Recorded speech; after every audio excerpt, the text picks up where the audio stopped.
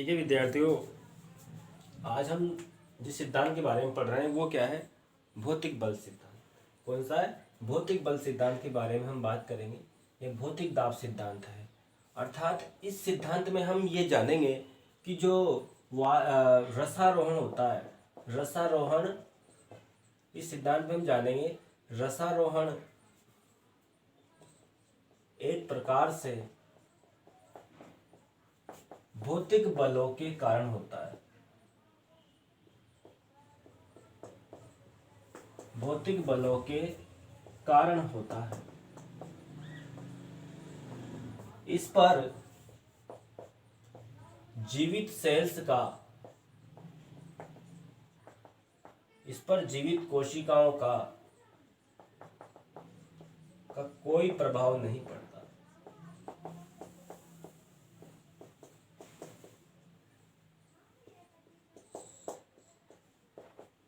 ठीक है, हम ये सिद्धांत पढ़ रहे हैं यहाँ पर बेटा कि भौतिक बल या भौतिक दाब सिद्धांत क्या है। इस सिद्धांत के अनुसार जो रसारोहण की प्रक्रिया है वो एक प्रकार से भौतिक बलों के कारण होती है, ना कि जीवित कोशिकाओं के बलों के कारण होती है। अर्थात ये एटीपी के कारण नहीं होती है, ये किसके कारण होती है? भौतिक बलों के कारण होती है। तो इस संबंध में एक बहुत ही प्रबल सिद्धांत दिया गया। उस सिद्धांत को क्या कहते हैं? हम उस सिद्धांत को हम नाम दे देते हैं वाष्पोत्सर्जन। वाष्पोत्सर्जन, आकर्षण, संसर्जन, तनाववाद सिद्धांत। ये सिद्धांत है वाष्पोत्सर्जन, आकर्षण, संसर्जन, तनाववाद सिद्धांत। ठीक है, ये सिद्धांत है बेटा। और ये जो सिद्धांत है, ये सिद्धांत एक वैज्ञानिक के द्वारा दिया गया। उस वैज्ञानिक का नाम है डिक्सन और जोली। ये सिद्धांत दिया गया था जिस वैज्ञानिक के द्वारा दिया गया, गिवन बाय डिक्सन और जोली। डिक्सन और जोली नाम के वैज्ञानिक को द्वारा दिया गया, उसको दिया गया था 1894 में। 1894 में ये सिद्धांत दिया गया था डिक्सन और जोली के द्वारा। ठीक है, इन्होंने ये सिद्धांत दिया और इस सिद्धांत में इन्होंने ये बताया कि ये मूल दाब जो होता है, मूल दाब के जो मात्रक होते हैं ये होते हैं भाई। मूल दाब का अगर मात्रक की बात करें तो मूल दाब का जो मात्रक होता है वो होता है मैनोमीटर, और इसका मापक यंत्र जो होता है वो होता है स्फेग्नोमैनोमीटर।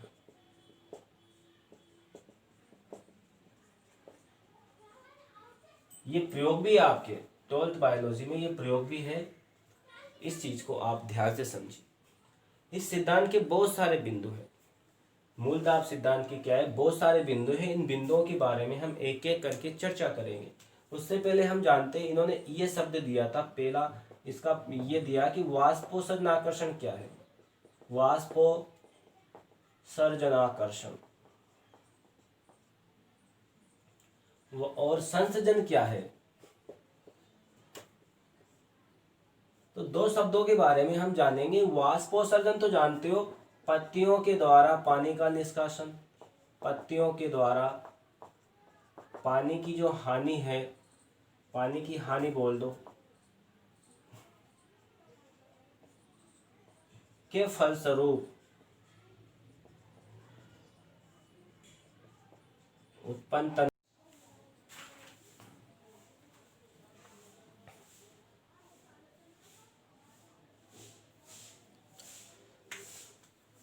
तो हम बात कर रहे थे इस सिद्धांत के बारे में। तो इस सिद्धांत में हमको यहाँ पर हमने देख लिया था कि भाई वाष्पोत्सर्जन आकर्षण जो बल है तो किस प्रकार से, किस प्रक्रिया से हो रहा है। तो वाष्पोत्सर्जन आकर्षण संसर्जन तनाववाद सिद्धांत 1894 में किसके द्वारा दिया गया? डिक्सन और जोली के द्वारा। ठीक है, मूल दाब, इसका मूल दाब जो होता है इसका मात्रक हमने जाना, इसका मात्रक कौन होता है? तो इसका मात्रक होता है भाई मैनोमीटर। क्या होता है इसका मात्रक? इसका मात्रक मैनोमीटर होता है।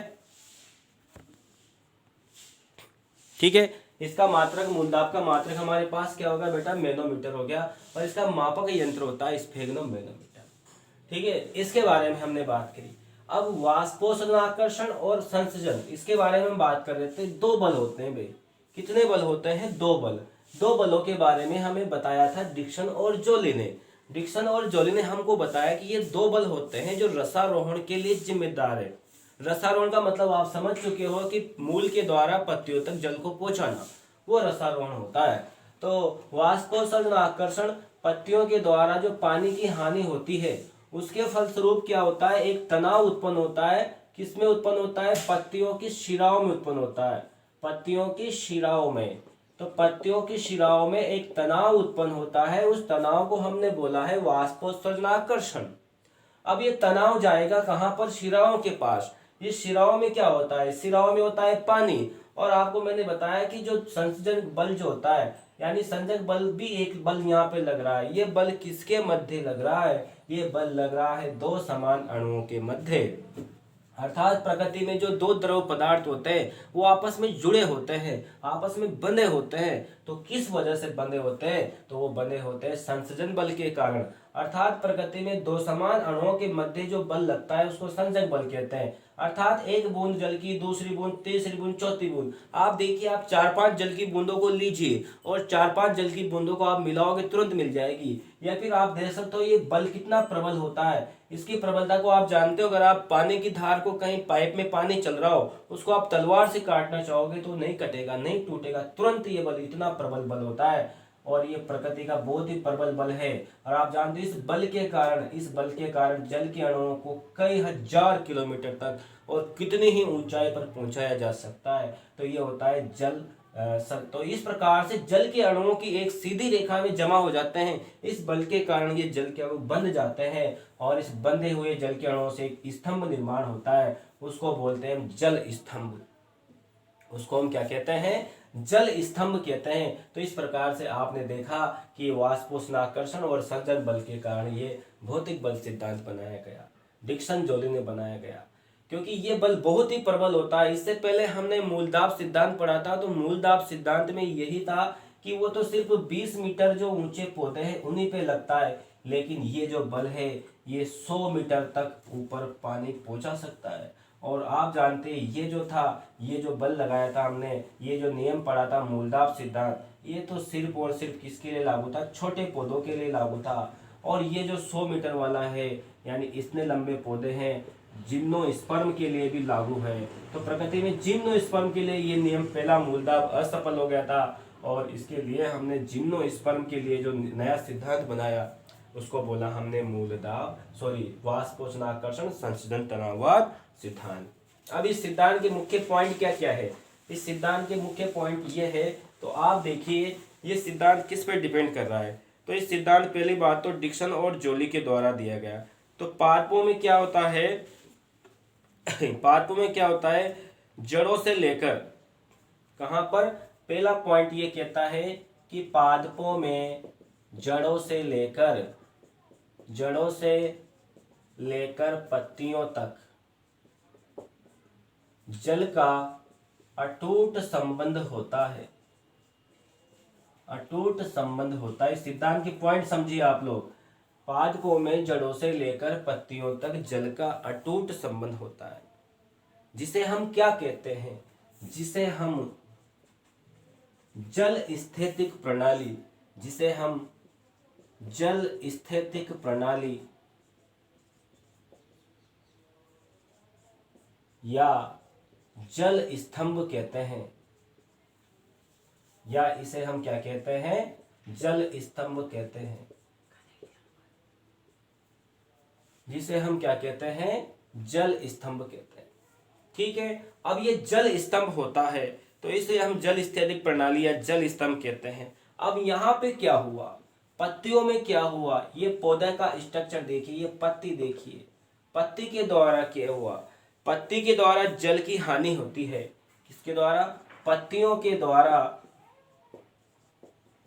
पत्तियों के द्वारा जल हानि से, पत्तियों के द्वारा जल हानि से पर्ण शिराओं पर, यानी पहले कौन सी प्रक्रिया होगी? वाष्पोत्सर्जन होगा। क्या होगा? वाष्पोत्सर्जन के कारण पत्तियों द्वारा जल हानि से पर्णशिराओं पर एक खिंचाव उत्पन्न होता है। एक खिंचाव उत्पन्न होता है। इस खिंचाव को क्या कहते हैं? खिंचाव उत्पन्न होता है। इसे हम वाष्पोत्सर्जनाकर्षण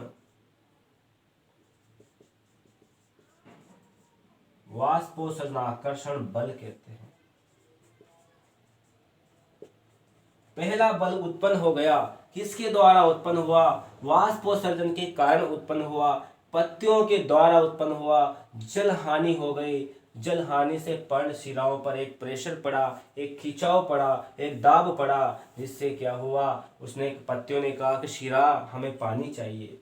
अब शिरा के पास पानी है तो वो पानी देखिए आप, तो ये पहला बल उत्पन्न हो गया, ठीक है, जिसे हम वाष्पोत्सर्जन खिंचाव कहते हैं। तो मैंने आपको पहले भी बताया था, जल के अणुओं के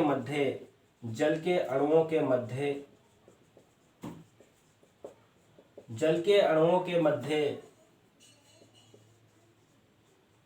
जो खिंचाव होता है,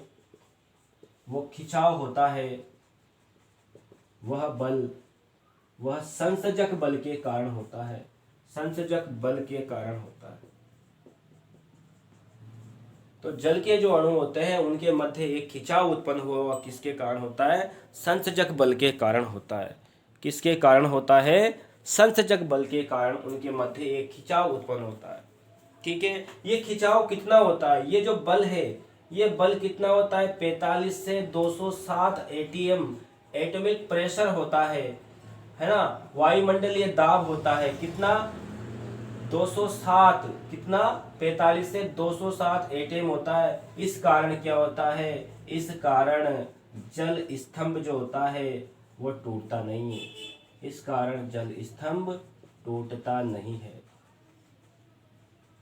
क्लियर है बात? इस कारण जो जल का स्तंभ है बेटा, वो जल का स्तंभ टूटता नहीं है। और जड़ों से जो पानी है, पत्तियों से जो पानी मांगा गया, शिराओं को कहा गया, शिराओं तने से कनेक्टेड है, तना मूल से कनेक्टेड है, जुड़ा हुआ है। इस वजह से क्या हुआ? शिरा के द्वारा, पत्ती के द्वारा जो पानी मांगा गया वो इस स्तंभ के द्वारा, आप जानो शिरा को एक स्तंभ है, एक खंबा है, पानी रूपी खंबा है, उसको शिरा खींचेगी तो जड़ से भी खींचेगा। जड़ कहाँ पर लगी हुई है? भूमि में लगी हुई है, भूमि से खींचेगा। तो इस प्रकार से ये खिंचाव होता है। ये खिंचाव टूटता नहीं है, बल्कि जो पानी होता है वो पत्तियों तक पहुंच जाता है। तो इस प्रकार से हम याद रखेंगे। हमारा चौथा पॉइंट ये कहेगा इस नियम का कि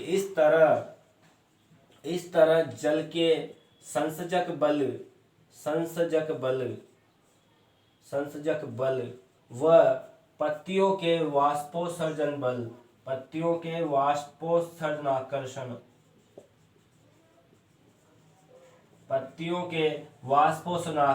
बल के कारण क्या होता है? बल के कारण जो जल है वो कहाँ पहुंच जाता है? वो जल ऊपर पहुंच जाता है। तो आप बताइए, यहाँ पर जीवित कोशिकाओं का कोई रोल हुआ क्या? जीवित सेल्स का कोई रोल नहीं, जीवित सेल्स का कोई रोल नहीं। तो इस वजह से ये जो बल है ये सिर्फ भौतिक बलों के कारण उत्पन्न होता है, और वो भौतिक बल है वाष्पोत्सर्जनाकर्षण बल और जल का संसर्जक बल। भौतिक बल है, अणुओं के मध्य लगा हुआ है, वाष्पोत्सर्जन हुआ, ऊपर से प्रकाश आ रहा है, पत्तियों को पानी सूख रहा है या फिर काम आ रहा है, विखंडन हो रहा है और प्रकाश संश्लेषण क्रिया हो रही है वाष्पोत्सर्जन के लिए, है ना।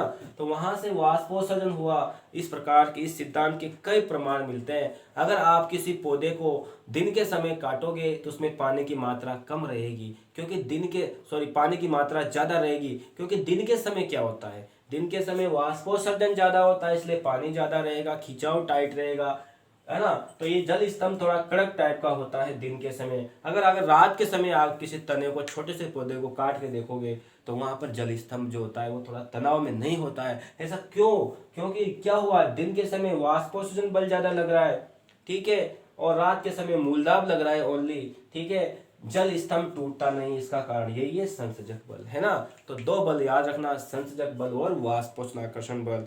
तो ये सिद्धांत क्या है? कई प्रमाण मिले आपको, है ना। तो ये सिद्धांत सर्वमान्य सिद्धांत है बेटा। इस सिद्धांत को याद कर लें। फिर एक बार रिपीट करता हूँ, भौतिक बल या भौतिक दाब सिद्धांत क्या कहता है? रसारोहण एक प्रकार से भौतिक बलों के कारण होता है। इस पर जीवित कोशिकाओं का कोई रोल नहीं होता। वाष्पोष्ण आकर्षण संचलन तनाववाद सिद्धांत 1894 में given by Dixon and Joly, Dixon और जोली के द्वारा दिया गया। मूल दाब मापने की इकाई होती है मैनोमीटर, और मूल दाब मापने का यंत्र होता है स्फेग्नोमेनोमीटर। ठीक है, यहाँ वो इस सिद्धांत में दो बल काम करते हैं। एक तो वाष्पोष्ण आकर्षण बल काम करता है जो पत्तियों के द्वारा उत्पन्न होता है। एक संसर्जक बल काम करता है तो जो जल के अणुओं के मध्य होता है। ठीक है, वाष्पोष्ण आकर्षण बल होता है पत्तियों के द्वारा पानी की हानि हो जाती है वाष्पोत्सर्जन के कारण, उस फलस्वरूप एक तनाव उत्पन्न होता है, एक बल उत्पन्न होता है जिसी को हम कहते हैं वाष्पोत्सर्जन आकर्षण बल। तो इस प्रकार से संसर्जक बल क्या होता है? दो समान अणुओं के मध्य लगने वाला बल होता है। H2O H2O H2O, बहुत सारे जल के अणु इनके मध्य लग रहा है तो ये बहुत सारा लंबा स्तंभ बना लेंगे। जल के अणु कई किलोमीटर तक, संसार पूरा जल कितना बड़ा सागर होता है उसका पानी जुड़ा हुआ है।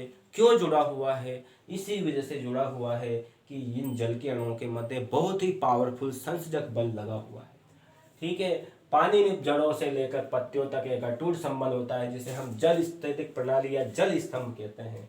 पत्तियों के द्वारा जल हानि से पर्ण सिराओं पर एक खिंचाव उत्पन्न होता है जिसे हम वाष्पोष्ण आकर्षण बल कहते हैं, है ना। ये आकर्षण बल पानी के स्तंभ को खींचता है और पानी खींचा हुआ जड़ों के द्वारा पत्तियों तक पहुंच जाता है, और इस प्रकार से जल के अणुओं के मध्य जो खिंचाव उत्पन्न होता है वह संसर्जक बल के कारण उत्पन्न होता है। और ये 45 से 207 एटम होता है जो कई ज़्यादा होता है। बड़े बड़े लंबे लंबे वृक्षों में यानी जिम्नोस्पर्म में भी ये पानी पहुंचा सकता है। तो इस बल के कारण जल स्तंभ टूटता नहीं है। एक बार चालू हो गया, ऊपर से वाष्पोत्सर्जन हो रहा है, पानी ऊपर से खींच रहा है, नीचे से तो ऊपर बल लगता है, उस बल के कारण ही खींचा जाता है पानी।